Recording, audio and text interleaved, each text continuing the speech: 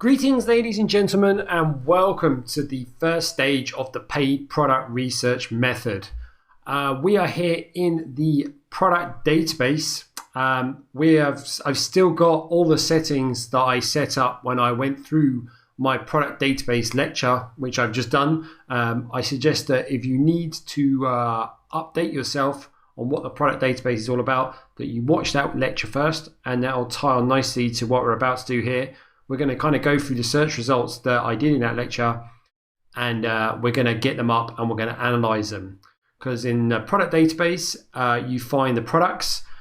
We then take the products that we find in the product database and we use the Chrome extension, the Jungle Scout Chrome extension, and we assess the niche. So we don't just look at the product, we look at the entire niche as a whole and see if we are able to compete and operate in it, as opposed to just measuring ourselves off of one product, which would be crazy. So a quick overview of what categories are selected, the marketplace and the filters.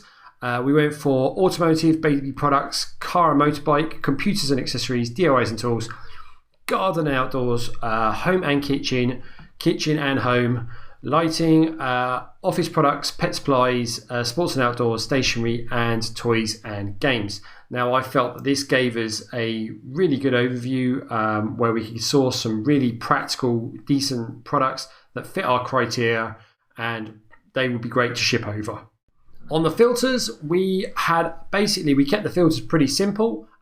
We used a minimum price of £20. We're using pounds because we are in the .co.uk marketplace.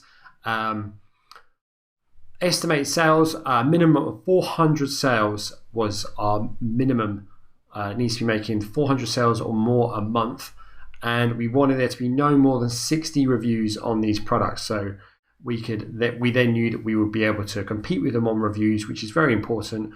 If it's under 60, we should be able to, there or thereabouts, get to that kind of marker within a few months of listing our chosen product.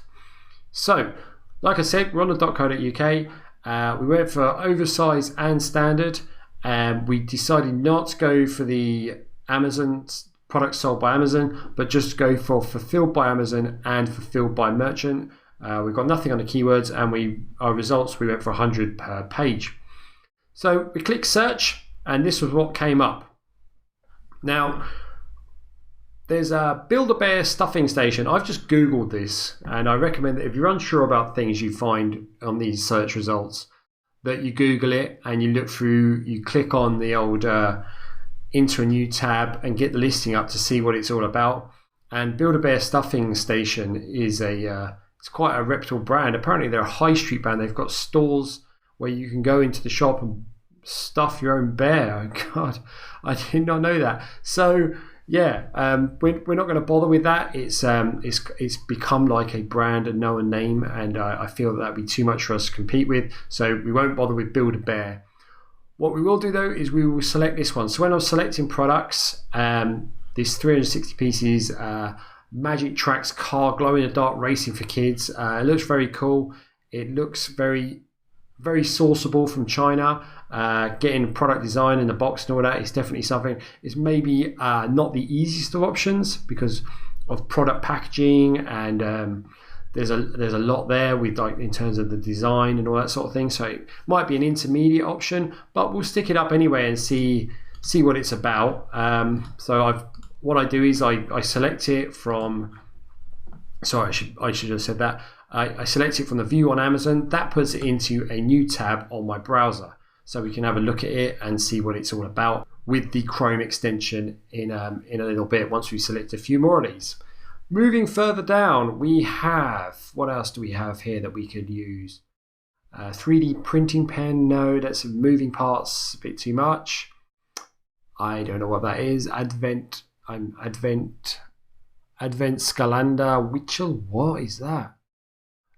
It looks Christmassy. We are, as I make this video, we are coming towards Christmas now, and Halloween as well. So there'll be a lot of seasonal products coming up in these results, I'd imagine. So I guess that's some kind of toy. Oh, Playmobil, the brand's Playmobil, so it's a big branded toy. So probably not that. Moving further down, a soldering iron kit. Probably not. Bit too electric, maybe. Lots of moving parts. Looks a bit too full on. Underneath this, we did look at this in the initial lecture. The Owl Pro USB recharger bike light set. I did like the look of that, so I've selected that. And we will have a further look at that niche in a second. Going further down here, we've got the vacuum sealer, manual flue vacuum sealer. Again, it's more electronic and electrical kind of things. We did look at these flute polycarbonate things. I like the look of them. They could be an option. And the bike covers here, we had a look at them, so we will select them up as well. And our gas mask we'll use. Anti-pollution masks. And the Christmas decoration Halloween projector. I think this is such a cool product. We'll pick that as well. So what you're doing when you're looking at these is you're obviously looking at things that fit your product criteria. Again, we'll go through it with no moving parts too much. We don't want things like this stainless steel deep fat fryer. There's a lot there. There's a heating element, moving parts.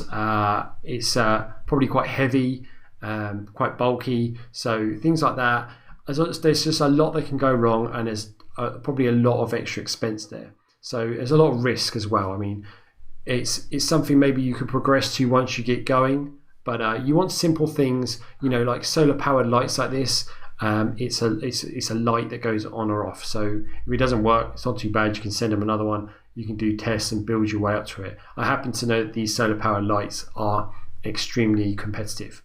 I've just bought some for my house, so we'll probably stick away from those ones. But moving down, we have like this, the copper non-stick frying pan. What could really go wrong with that? I mean, it might be a bit heavy. That's all I can think of. But we'll stick that one up as well. And moving further down, have we got anything else that would fit our criteria? Hatchimals. I guess the toy that comes in an egg, maybe something like that. Looks a bit brandable. Magnetic building blocks. Inu Tech magnetic building blocks. What we got? $26.99. Way within our price point. 47 reviews. Only one seller. Listing quality is quite high, but it doesn't look too shabby. We'll add them in as well then. And JML is something we do. A JML star shower moving LED landscape. Nah. Anything else down here?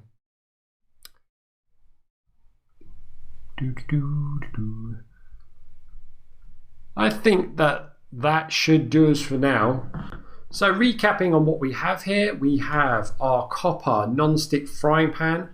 We have our Christmas decoration Halloween projector lights that go on the front of the house. We have a Cambridge mask company anti-pollution mask.